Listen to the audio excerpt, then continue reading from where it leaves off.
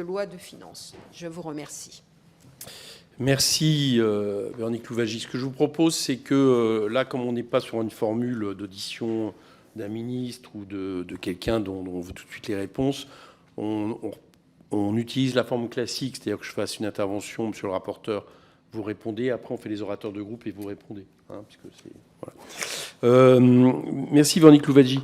Moi, je trouve cette commission d'enquête intéressante et utile, avec un espoir, c'est que elle soit l'occasion peut-être d'un travail de fond et de vraiment écouter les arguments respectifs des uns et des autres, qui évidemment auront une traduction aussi dans les personnes auditionnées, les questions, et pas, j'allais dire, en rester un peu sur la dette des arguments qui sont parfois un peu caricaturaux, je trouve, sur les positions exprimées. Alors on ne part pas, Véronique Louwagie, du même présupposé, je vais y revenir, mais n'empêche qu'il y a des questions à partir de là que vous posez dans la commission d'enquête que moi je trouve utiles. Je vais expliquer pourquoi. On ne part pas du même présupposé, et je le dis rapidement, donc pour pas trop utiliser de temps, donc m'en veuillez pas au niveau de justement de la rapidité des arguments, mais moi je pense que la dette actuelle est très largement soutenable, qu'on utilise surtout la dette pour expliquer et produire des politiques de baisse des dépenses publiques, de remise en question de la protection sociale. Et quand je dis qu'elle est très largement soutenable, c'est que la preuve, c'est que d'un côté, on explique que notre pays est quasiment en faillite, et de l'autre côté, quand on lève des bons sur les marchés financiers, il y a 2 fois plus de demandes que d'offres, et les taux d'intérêt actuels sont en dessous de l'inflation. C'est un taux d'intérêt encore négatif sur lesquels elles se produisent, ce qui d'ailleurs relativise, pour moi, relativisé à l'avance.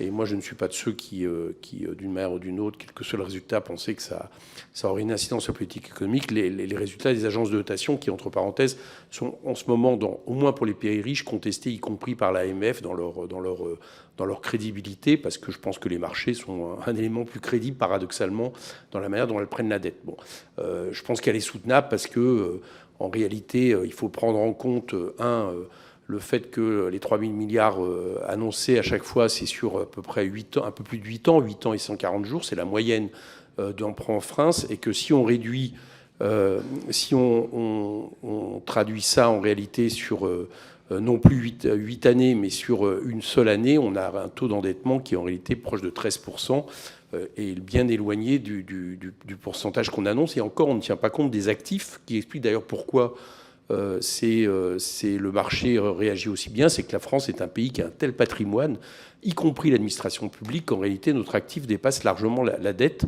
Donc moi, je ne pense pas qu'il y ait péril en la demeure, et qu'on soit dans un risque systémique, comme a pu l'être la Grèce, etc. Donc je pars de ce présupposé. N'empêche, il y a à partir de là plusieurs questions qui sont intéressantes. Un, c'est évidemment s'interroger sur les causes de la dette. Bon. Par exemple, il y a un déficit l'an dernier où Emmanuel Macron est venu sur des positions que moi je défends depuis longtemps. C'est que l'an dernier, le déficit, il augmente parce qu'il y a moins de recettes. C'est pas parce qu'il y a plus de dépenses publiques. Ça, j'espère qu'on pourra aussi étudier cette capacité, et qui, évidemment, peut, par exemple, renvoyer à des baisses d'imposition, et notamment d'imposition très inégalement partagées en termes de fruits de ces baisses d'imposition, et notamment vis-à-vis du capital, mais je ne rentre pas dans le sujet. Donc les causes de la dette, je trouve que c'est important, et notamment, par exemple, aussi de s'interroger sur... hier, Bruno Le Maire disait que 25% de notre stock de la dette était produit par la dette Covid. C'est s'interroger sur la question de légitimité ou pas de la dette, et éventuellement même, pourquoi pas, et je vais revenir après, parce que ça s'est produit en l'histoire, quand il y a des conditions exceptionnelles comme ça, de réfléchir à... pourquoi pas une annulation de la dette. Bien. La deuxième chose, c'est qui la détient. Je crois que c'est une question importante, justement, qui a un lien avec ça, c'est-à-dire que la dette n'a pas toujours été détenue par les marchés financiers. Elle a été détenue aussi, c'est arrivé avec le circuit du Trésor, par nos banques centrales et à l'époque l'État lui-même, puisqu'elles n'étaient pas indépendantes. Mais par exemple, la dette Covid a justement eu la particularité, notamment vis-à-vis de ce qu'a fait la BCE, d'être une dette détenue par nos banques centrales. Et ça change beaucoup les choses, parce que justement, y compris si on décide de politique, soit d'annulation, soit de report et autres, on ne fait pas défaut vis-à-vis des marchés. Donc je trouve que c'est des questions qu'il faudra qu'on puisse se poser sur cette question-là. Et d'ailleurs, l'autre corollaire, c'est que ce n'est pas la même chose quand les 200% de dettes japonaises sont détenues par des Japonais et quand la nôtre est détenue de plus en plus majoritairement par des fonds étrangers, ce qui peut poser problème. Et enfin, la troisième question que vous avez mise, c'est à quoi sert la dette aussi ? À quoi est-elle utilisée ? Et je pense que c'est peut-être la question de fond, parce que selon à quoi elle est utilisée, on peut s'interroger sur, évidemment, son existence ou pas. Voilà, j'espère qu'on pourra se poser toutes ces questions-là de façon la plus générale, la plus honnête possible.